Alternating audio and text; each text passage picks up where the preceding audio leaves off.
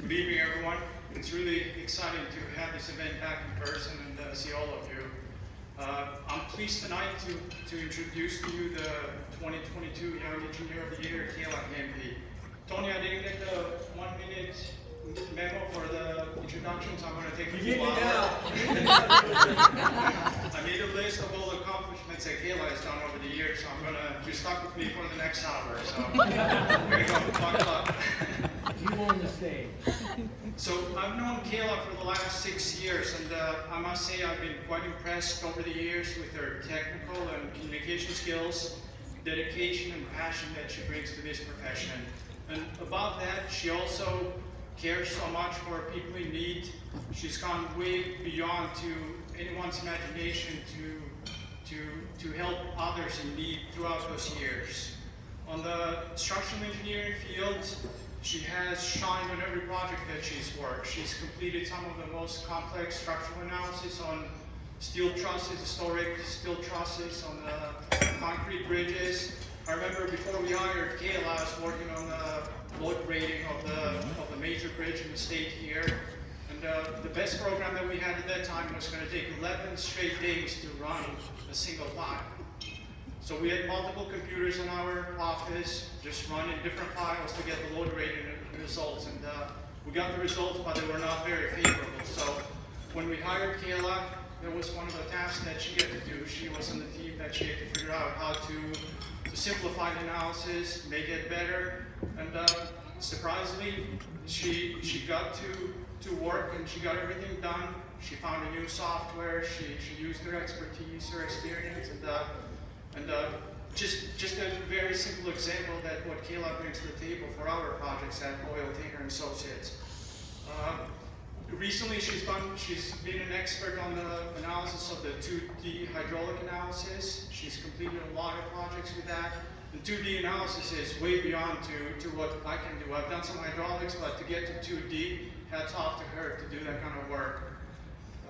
Outside of work, Kayla volunteers quite a bit. I have a long list of items that she's done over the years. For structural engineers of New Hampshire, she volunteers on the PDC committee, on the professional development committee. She sets up meetings, she finds speakers. More recently, she's also serving on the structural engineering licensure committee with SCNH. She's sponsored a lot of capstone projects for UNH over the years. She's doing one right now. And just the list goes on and on. The first year I think that we hired her, she went to NHDI or one of the community colleges nearby, and she talked to middle schoolers and told them about structural engineering. So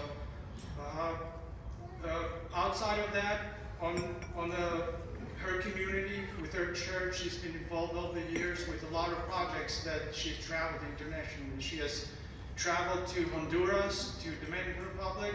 Some of us go for vacation in the Dominican Republic. Kayla actually takes vacation to help those in need to construct water improvement projects and Habitat for Humanity projects. So hats off to Kayla for that. More recently, as Tony mentioned, the whole month of February she took off. She went to Rwanda in East Africa, and she was on a team to design and build a 200-foot long suspension bridge for a very small community there. And the last 2 days she's traveled to make it back to this conference.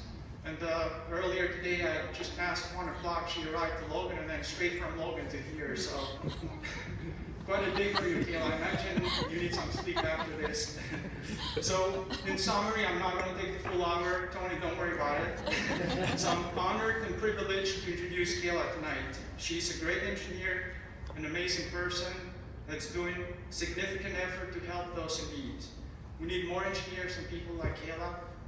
Please join me in welcoming the 2022 Young Engineer of the Year, Kayla Hampe.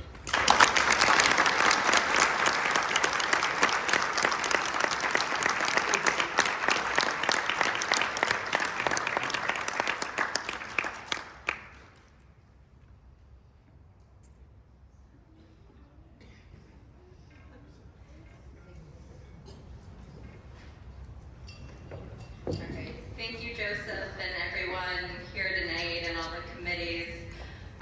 Like they said, I just came straight from Rwanda, so for forgive me, it's about 2 a.m. for me right now. So, in case you're questioning, I do have my boarding pass with me. So, let's see. So, it's so funny. So the first part of my speech they already talked about, so we can skip that. So no worries, save the time, Tony.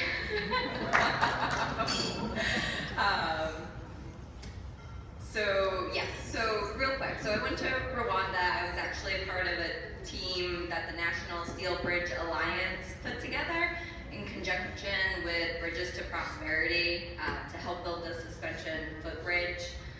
Bridges to Prosperity is a nonprofit organization whose mission it is to build bridges to better lives in rural communities because they envision a world where poverty caused by rural isolation no longer exists. They believe that rural isolation is a root cause of poverty and connection is the foundation for opportunity. With this new suspension bridge, what's supposed to be 207 feet long, it's actually 206. You know, the whole as designed, as built got a little wonky there. So, but we made it work. So it was a little bit shorter than planned, but we can still cross it.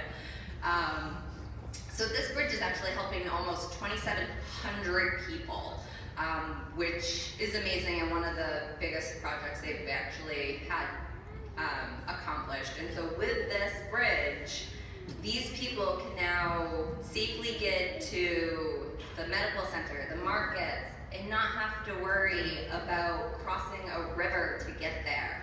And the kids can get safely to school. So, and then you guys blessed me with this honor, and so I just kept going. Why we're all here tonight. I am truly honored and humbled to be selected as the 2022 Young Engineer of the Year. I had no idea it was coming, and it completely took me by surprise. Thank you to everyone who put the effort in to nominate me. I know Sean James and Josif Bicja put in a lot of effort, and I appreciate both of you for that and everything else you do to support me. And a sincere thanks to my mom and my sister who were in cahoots with my colleagues to supplement information and dig up information that events I haven't even thought about in years, which is great and just a good reminder and everything.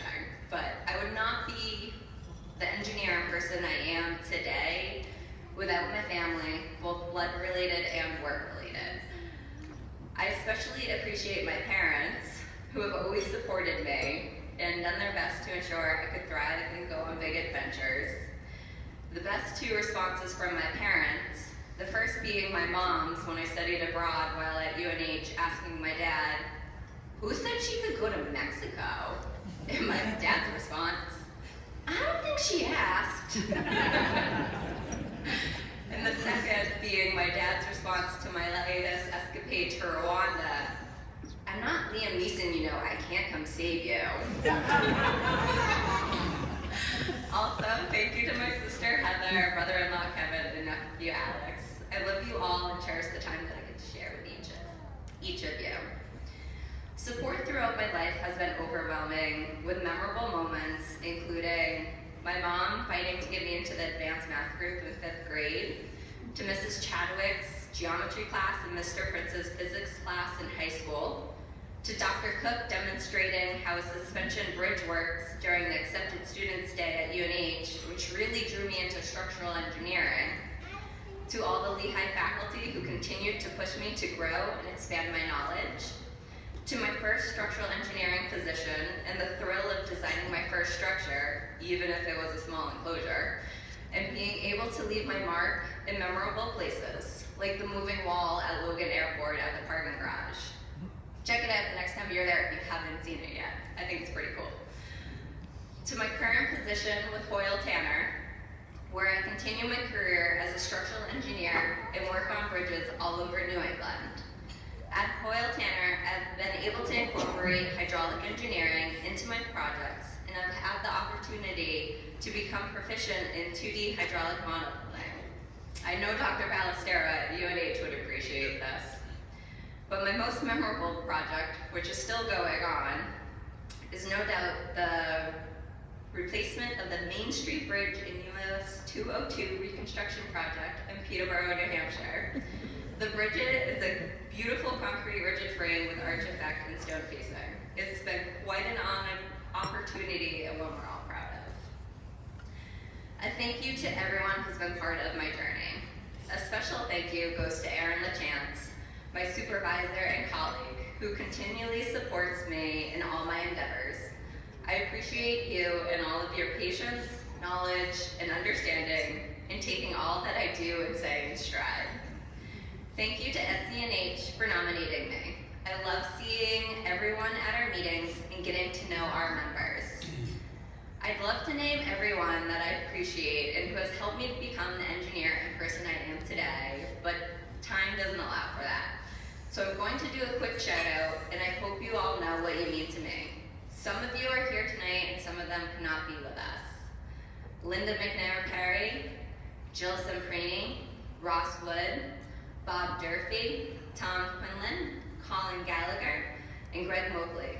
And from my Hoyle Tanner family, Ryan, Kat, Katie, Ed, Deb, Travis, Paul, Brian, Michelle, and Heidi. I could never have made it this far without any of you. And I can now say that my passion for bridges and helping people has taken me across the world. I have a tendency to go to extremes, not skydiving extremes, but unusual extremes. But that does not mean that you have to in order to make an impact. We are all talented individuals with gifts to share with our communities, whether that is spending your time with students who are our future engineers, or helping at a soup kitchen or homeless shelter, or an animal shelter, or donating blood, or money, or food, or building houses with Habitat for Humanity. If extreme is how you like to roll, you can come join me in building aqueducts in the Dominican Republic or building bridges in Rwanda. There are so many opportunities that can be taken advantage of to make our community and our world a better place. If everyone in the room here gives 1 hour or $20 a month, imagine the impact and difference we will have. Often, we don't know where our path will lead us, but all we need is the faith and courage to take the first step to move forward and keep advancing, so just go for it. Each day, our choices either move us towards or away from the best versions of ourselves, informs who we become during our life. We can choose to be positive and see the brighter side, or not. Choose happy, be kind, love one another, and don't forget to laugh. Together we can change the world and make it a better place. Thank you.